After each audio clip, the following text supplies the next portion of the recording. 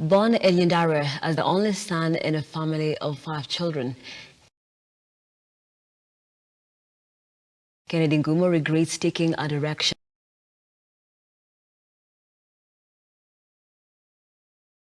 in the efforts to solve a problem he thought he knew the perfect solution. Kennedy lost almost everything to alcohol, making a wrong decision. Our very own Cecilia Lubanga brings us the story. And we can. Najua nimekosea sana, ndio nilikuwa nakupigia. Najua umejam. Na mimi sitaki kuwa na stress tena kutoka next year ya hao ama ya mtoi.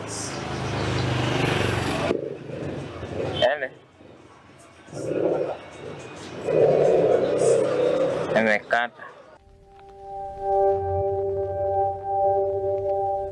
Crowded with feelings of regret.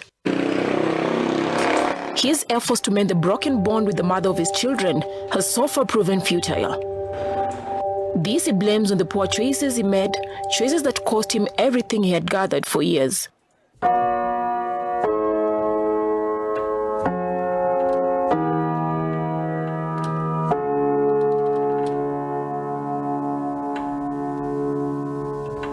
In the efforts to sometimes seek solutions to our problems, we end up settling for means that actually end up taking a toll on us. The results, leaving us with no room to restore our lost selves to the fullest. However, we try regardless of how the society labels us. This is one story of Kennedy Ngumo, a 35-year-old who now sells second-hand shoes here in Nairobi County. For Kennedy, one mistake changed the course of his life. Inako area along Jogoo Road in Nairobi. Residents up and about in a beehive of activities, and the chatter between sellers and buyers under the scorching sun is a clear picture of what it takes to earn a living in the city.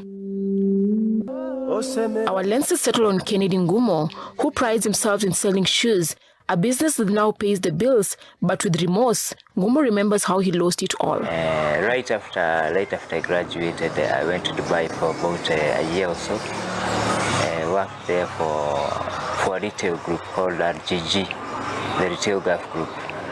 I wasn't able to get my working documents in order in time. So at some point I had to come back. I got a job at a law firm, Kabiru Ndege and Company Advocates. They used to be somewhere on the Kaunda Street. Worked there as a conveyance guy, trying to pass up things at the lands office, title deeds and such. I was basically alone doing tons of work for the company. I couldn't handle it. I tried raising the issue, but basically it just came up as a complaint or as an unnecessary baggage that did not need to be addressed. That marking the end of Ngumo's interests in working for institutions. A job that has piled up stress, and in an attempt to ease the pressure, he made an irrational decision that would change the course of his life. The company he kept then introduced him to alcohol, and this was the genesis of his addiction. I thought and I said, well, I don't think I need to work here at all. I can continue being in this petty lifestyle, working for people who did not appreciate me. So that was when I chose to take the risk and go it alone. Say I would struggle to the end. At that point, alcohol was a very good comfort. I was a party freak. It used to make you a drink and cool down. So to speak, I thought alcohol was the only thing that made me feel want some respect within the circles that I was working with, or within the circles that I found myself during the weekends. So that's when I started the habit. Immediately I resigned, because that day when I resigned, I was totally broke. I had about 1,000 bob in my pocket. I drank that day a few beers. And then, because of the stress and the realization the next morning that I didn't have a job, nowhere else to do, I didn't have a plan. I went that morning, we had an argument, and then I went back to my side of the office. I actually wrote it in handprint. Wrote the letter and then I took it to the office. Then I walked out. By then, did you maybe have a backup plan or something that you will do, or you just resigned out of anger? It was one of the biggest decisions I regret, actually, though it's too late to mend it. I didn't have a backup plan. It was I just snapped. Somewhere in between, and immediately I left my boss's office. I went to mine, took a biro, and wrote something. The next thing I knew, I was walking down the lift. After 12 years of alcohol abuse and a life that left little to be desired, his efforts to start a new business hit a dead end. Oftentimes in society, men are viewed as leaders. And just like any institution, so much is expected from a leader.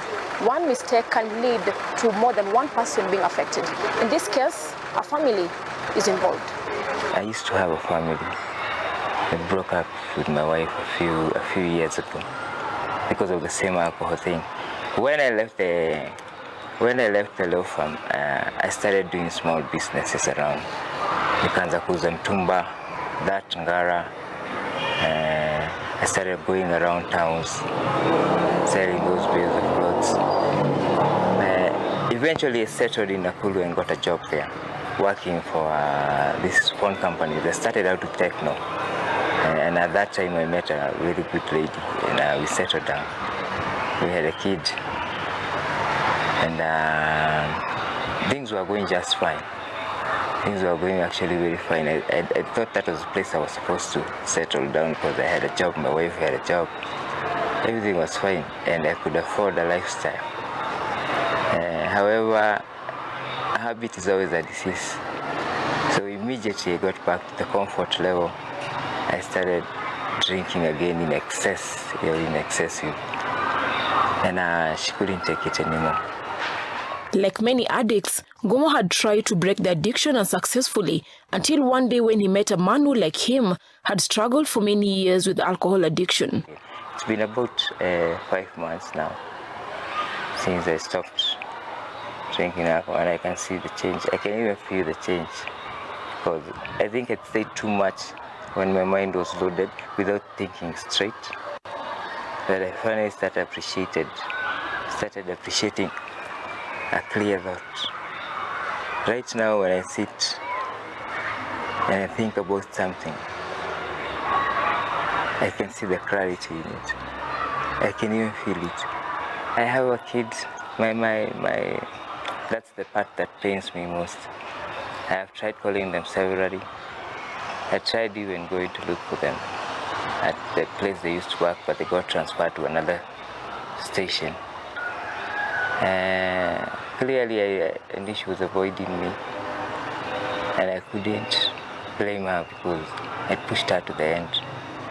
As part of the recovery journey, Ngumo now sells second-hand shoes, popularly known as mitumba, an honest trade that he's proud of.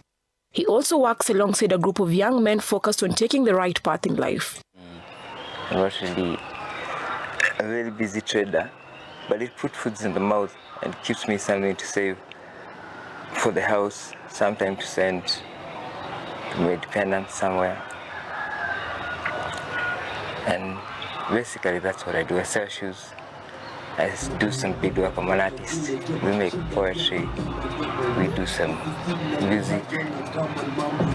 All for a coin. All for a coin. Alcohol is fun, but let it be treated as such. Let not be a habit. The moment it becomes a habit, it becomes a part of you.